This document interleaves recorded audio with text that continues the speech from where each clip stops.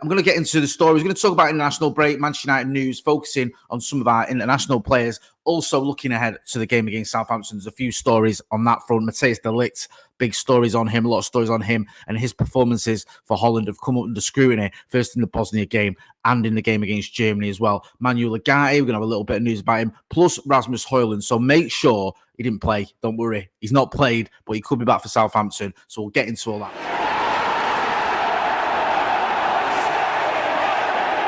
Jay here for Paddock. This is the Paper Talk. As you can see, we're not in the studio. I'm not outside Old Trafford. I am in my kitchen, and the weather in sunny Salford is not too sunny. So if you've got your Parkers, make sure you wear them. It is absolutely raining. Make sure you are hitting like, share, and subscribe. I want to get to 800,000 subscribers by the, I don't know, should we say end of the month?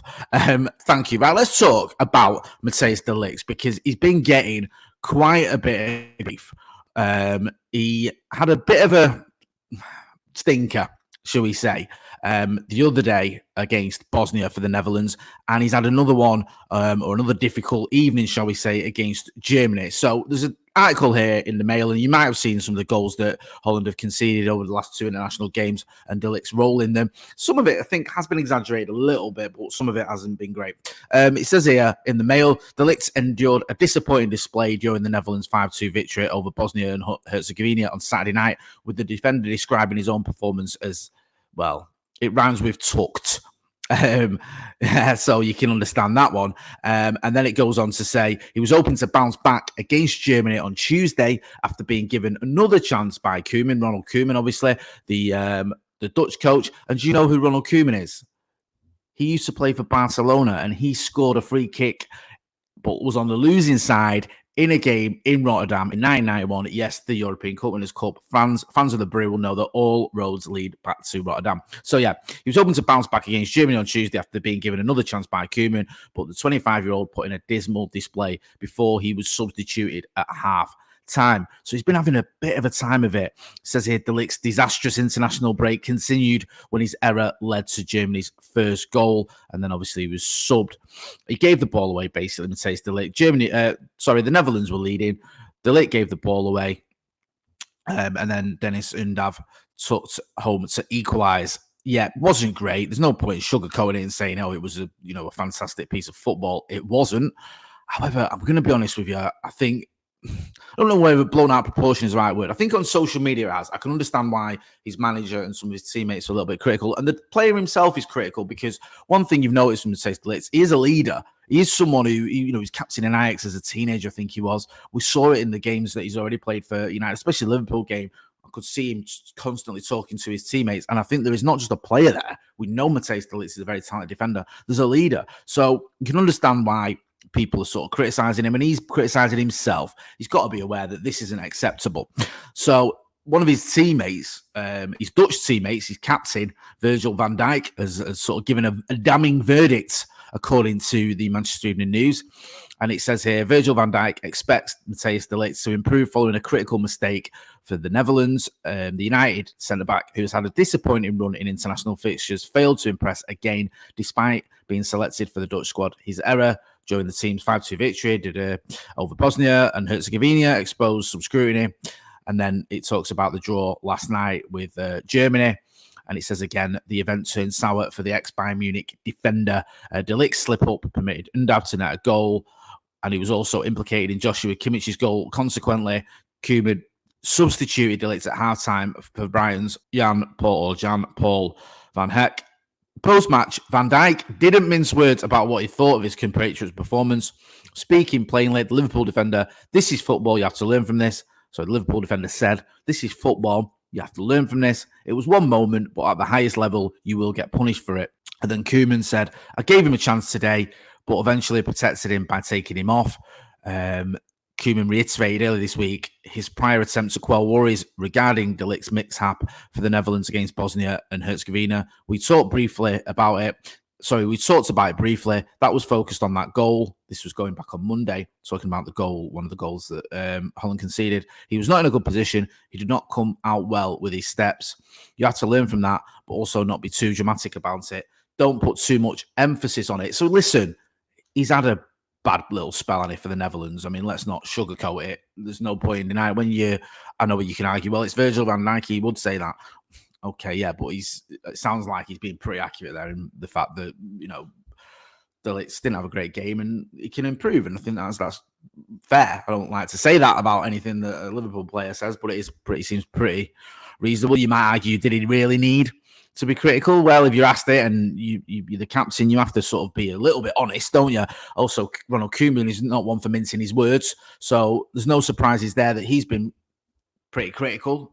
But I wouldn't be too worried about Matthijs de Ligt and what's going on with Hojlund, because I think whilst it's never good to see your players at United having bad games for the country, he's a player that is obviously very talented. He's a player that shows that maturity. He's a player that you'd expect to bounce back from this.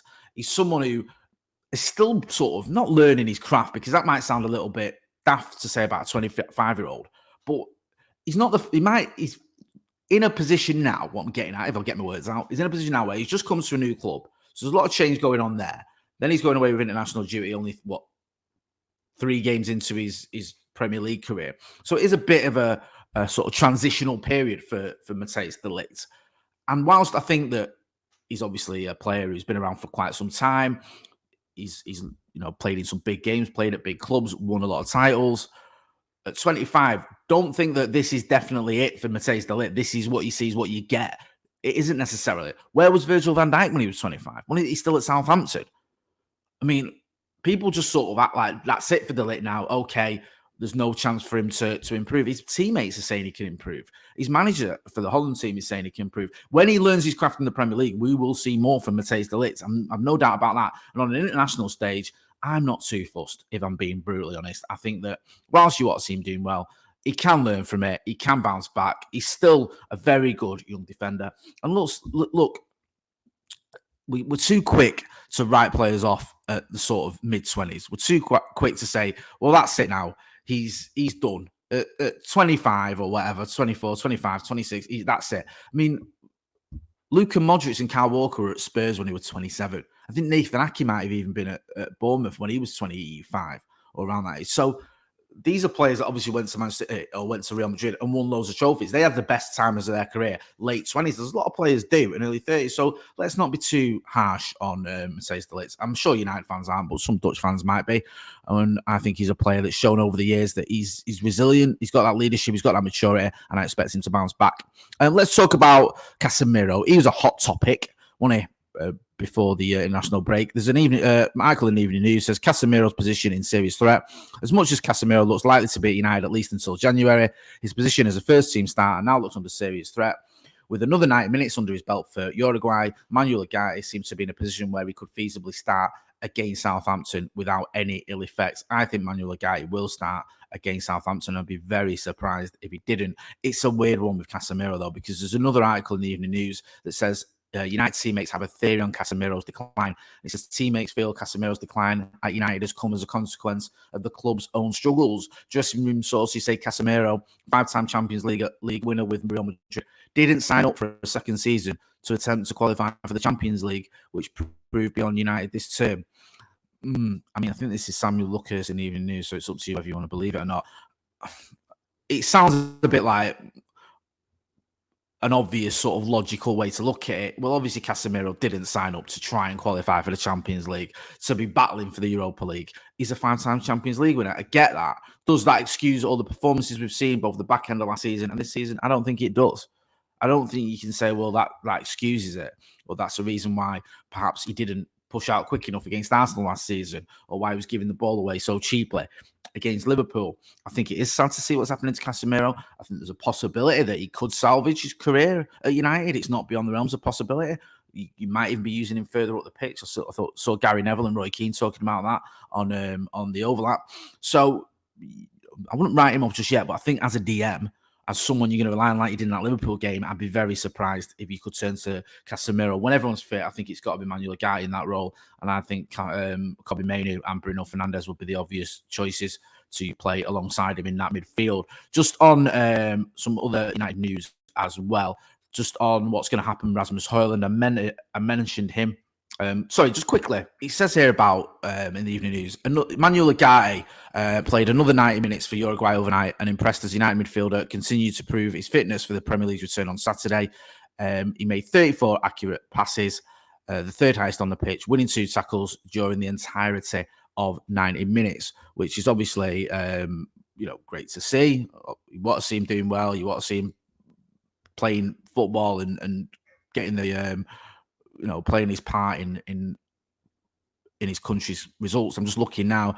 They drew 0-0 with Venezuela, so it's not the biggest result in the world, if we're being brutally honest, but he's obviously played his part there, and the stats show that. So looking forward to seeing him hopefully playing against Southampton. I'd be very surprised if he didn't. Last night there was an update from the evening news, I think via ESPN, saying that the injured Rasmus Hojlund, let me say that again. The injured Rasmus Hojlund will be assessed before a decision is made on his inclusion against Southampton on Saturday, says ESPN. That could be very good news for Manchester United. If Manuel Ugarte and Rasmus Hojlund are available, then that would be a massive boost to a United team that is already, and a manager that's already 3 games in, under a little bit of pressure, especially considering what happened last season. We're going to be back later on. We're going to have the transfers or Paddock live later on this evening. We've also got a live show where we have Chelsea and Lauren joining us as well for a bit of a debate. So make sure you are hitting like, share, and subscribe. I'm Jay Moy. This has been the Paper Talk, where in not so sunny Salford, we might have a little bit of sun peeping through the clouds. Thanks for watching.